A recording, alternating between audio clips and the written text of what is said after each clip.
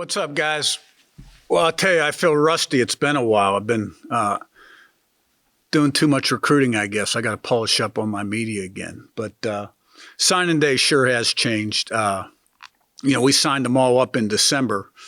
Used to be that this was the big day. So we spent all of January really seeing 25s who you can now legally talk with and identifying 26s and getting out and about pretty good. So I think we got a lot done. And this time of year, I always give the coaches a few days off, come back Tuesday, ready to go. I'll get away. Don't want to get away, but my wife convinced me I needed to get away. So I'll try to enjoy that, rather be watching tape, be honest with you. But, and then it'll be ball, all ball. Looking forward to spring ball. And players have been doing a good job down in the weight room with Derek out on the field, strength and speed. So looking forward to it. All right, Matt, and then Mike Nays. Guys, say your name and outlet, please. Hey, Coach. Matt Weaver at the 247 Sports. How you doing? Good. I wanted to ask you, the recruiting department there got overhauled since last season. When you started your search for a new guy, what were you looking for and what kind of intrigued you about Matt Wilson? I was just looking for a good structure and capable people and put together an organization that was strong in evaluation and marketing. And I think we're extremely strong in evaluation, impressed with Matt, have known him a long time, had some good discussions with him, and we've hired really good people underneath of him, Mike Ferrara and John Schroff, two veteran guys. So, I like the way that's going right now, and it's a critical component in terms of expediting the evaluation and identifying people. Both within the state and that 4-hour radius, and then in those out-of-pocket areas. All right, Blake, and then Zach Osterman. Curt, Mike Nisluk from the Herald Times. With spring practice kind of establishing a plan and a structure, what have you found are the keys to getting the most out of it? Anything unique about your approach, and what have you kind of learned over the years to try to maximize spring camp? Well, there's no scoreboard, so everybody has a great spring. You want to develop players, get your offense, defense, special teams systems in, and see improvement on a daily basis. Keep guys healthy. Don't get anybody injured. So usually in spring, the second half of spring looks a lot better than the first half of spring. There's going to be a lot of new nomenclature, new people. Be a different practice structure than the guys that have been here in the past are accustomed to. So I think all the coaches are really excited to get going. But, we still have a month of offense and defensive staff meetings coming up to get everybody on the same page. We got 3 new defensive guys on that side of the ball. And, of course, Bob Bostad's new on the offensive side of the ball. So, we still have some things to get done there, but looking forward to getting out on the field. Zach and Mason.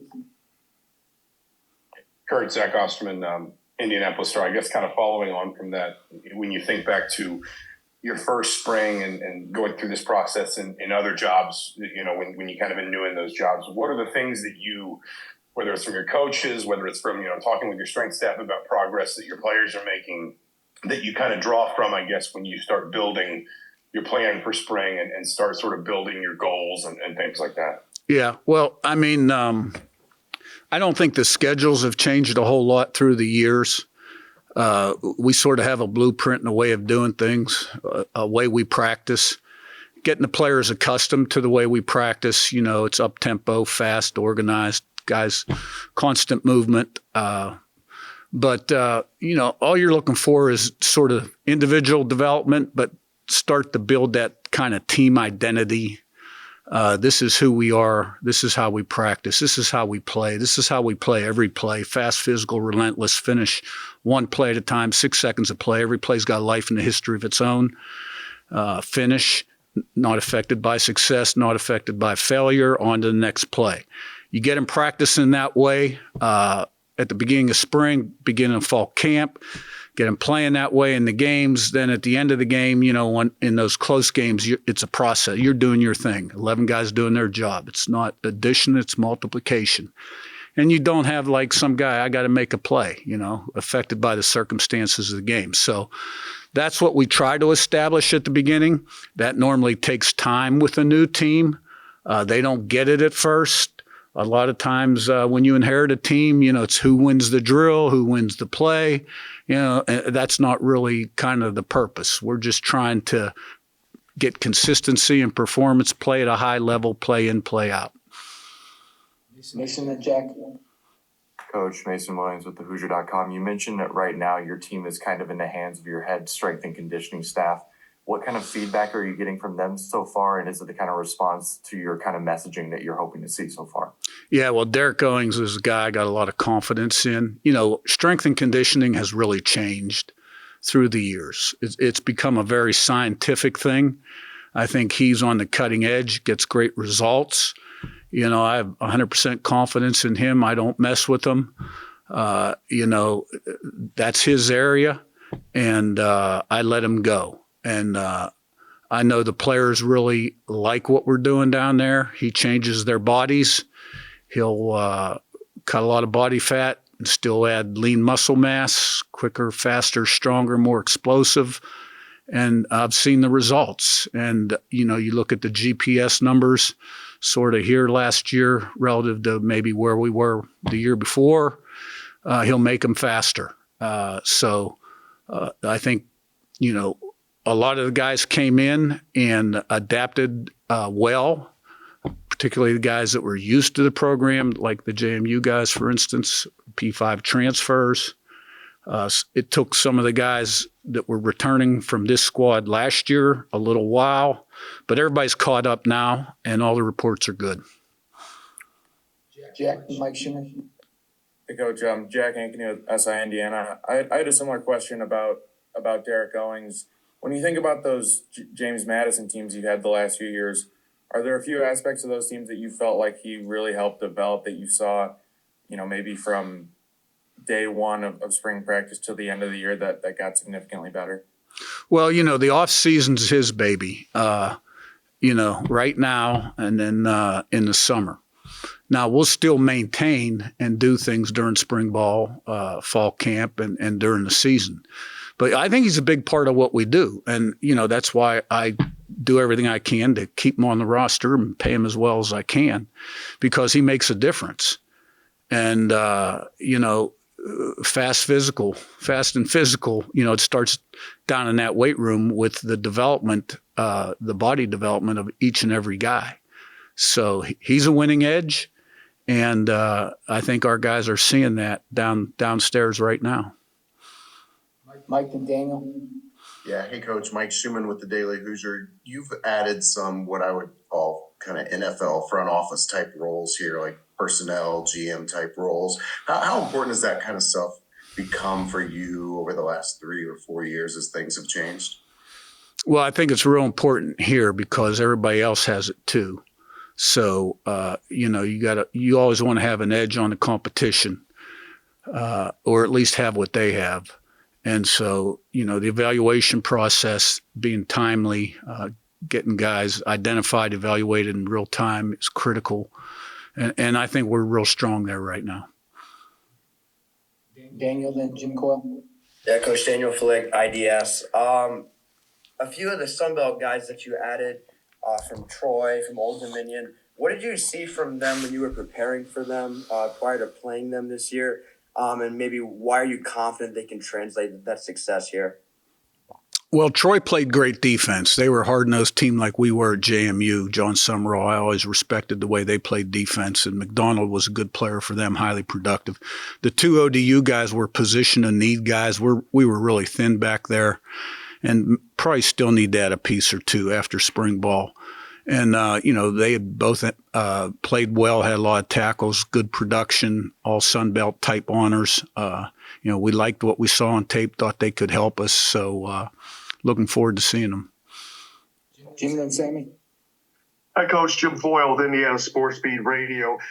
You guys are obviously not just planning for today, but tomorrow. You just recently got commitments from a couple of 2025 guys, both of them what I would call regional. One's an in-state guy, one just across the line in Illinois. How important is it to establish those relationships, and what has the reception been like from the coaches and programs? Huge. It's huge. I mean, I don't care if you're the head coach at Indiana, Texas, or Idaho. You got to do a great job in your state, and we want to dominate our state best we can. And I made every effort to get out there and into the, key schools in January, meet people, talk with prospects, etc.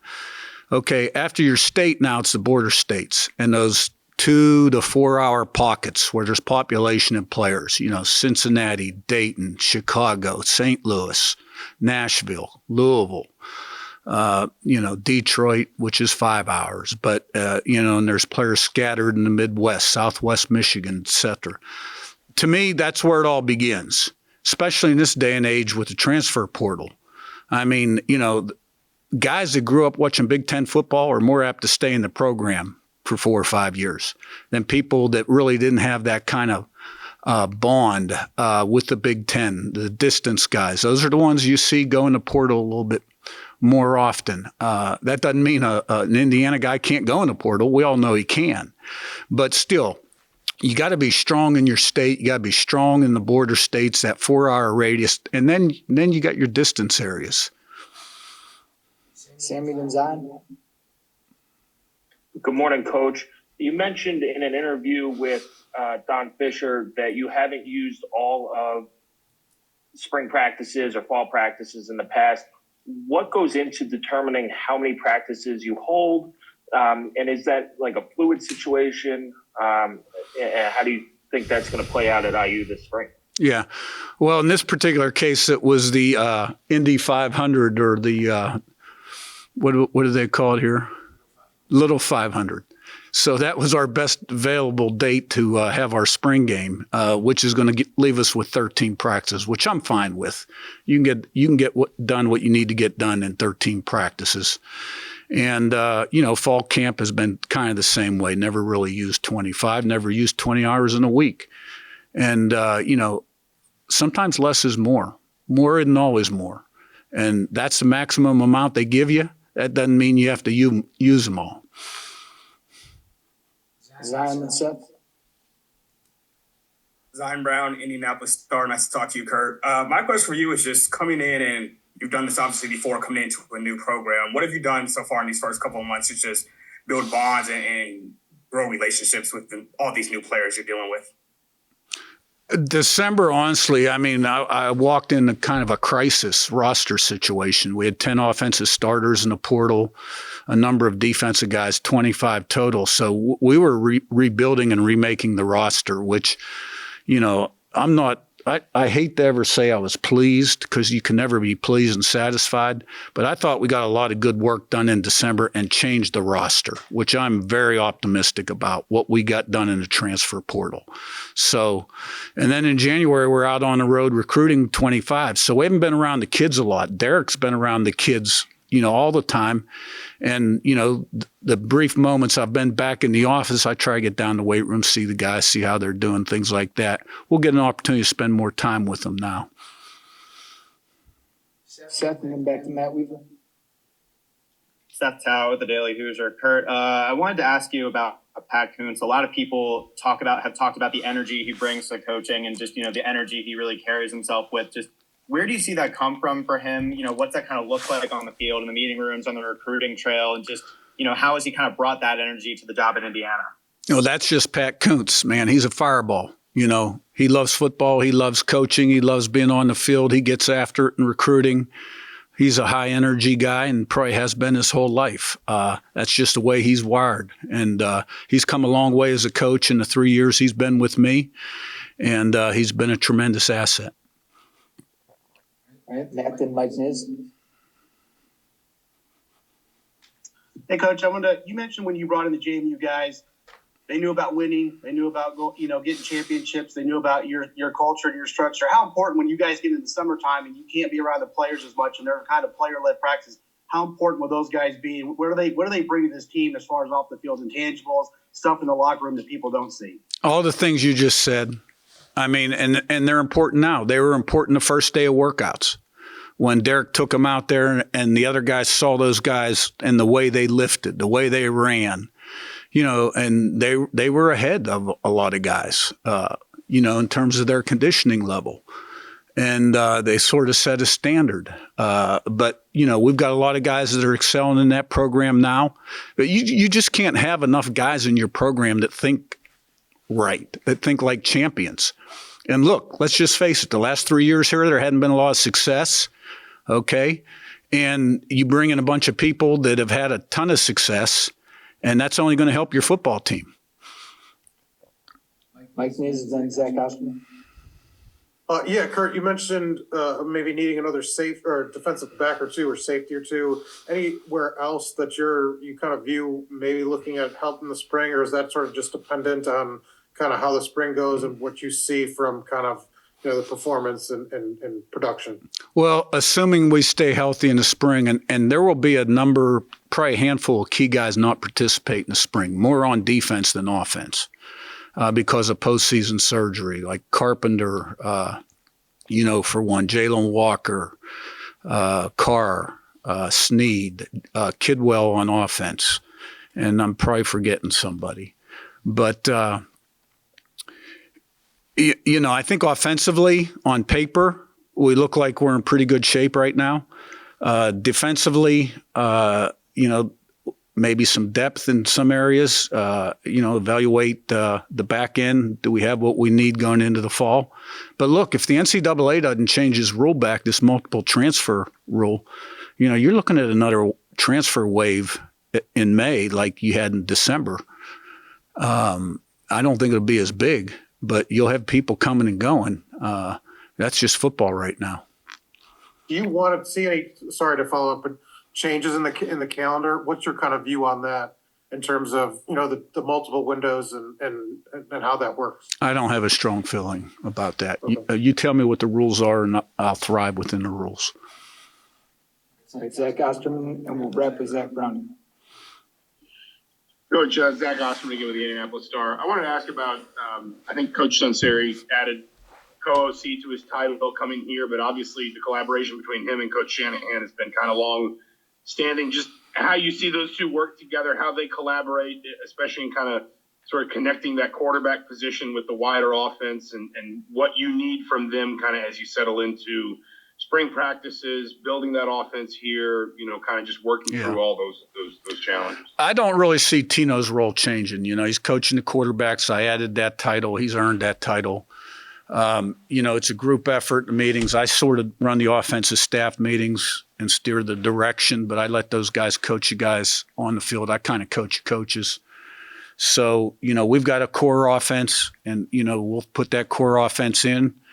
And then as we evaluate the team and its strengths, we'll start to branch off. But that doesn't really take place until maybe halfway through fall camp. And then once you get in season, we got to figure out who's who and who can do what first. Zach Browning, last one.